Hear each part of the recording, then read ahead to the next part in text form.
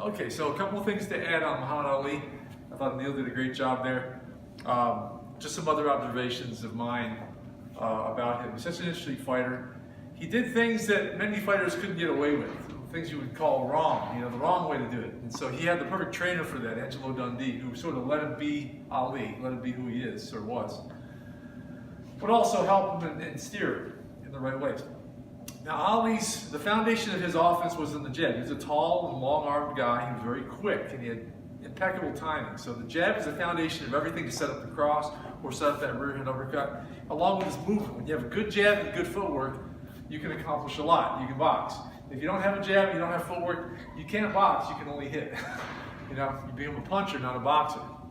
So he was very quick. And his as Neil mentioned, you could divide his career in two halves mainly, which is the early part where he was younger and more athletic and very quick, and he could rely on that split-second timing to pull things off. And then later on, where we discovered that Ali had a chin. Early on, people were always speculating, including journalists like Howard Cosell and others, saying, "Well, does he have a chin? We haven't seen anybody actually hit him. He's too quick." Sort of like Floyd Mayweather today. Like, does he have a chin? Well, hard to say because nobody can seem to catch him.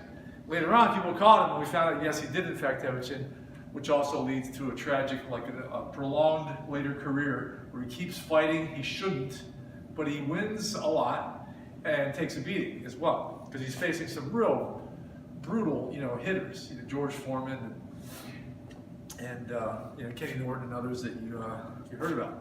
Now the thing to realize is he was what we call a long rhythm fighter. Long rhythm is in and out, forward and back.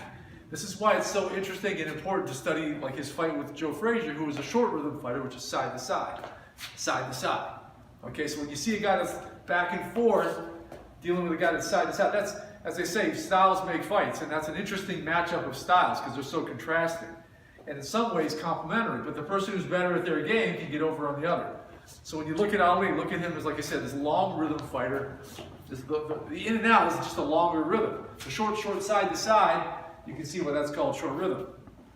And so where a short rhythm is trying to get inside, and then we call shovel punches, hooks, uppercuts, and so forth.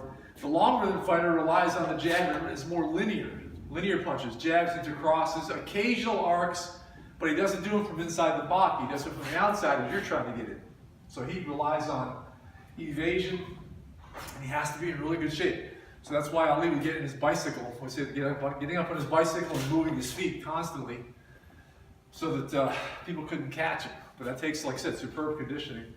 And he knew how much of it he had to have to get through 15 rounds. So, just some other observations on Ali, just to give you, if you have the interest to go and study him, you can learn a lot. You learn a lot from watching him, especially about timing. But those should help you also to understand sort of structure.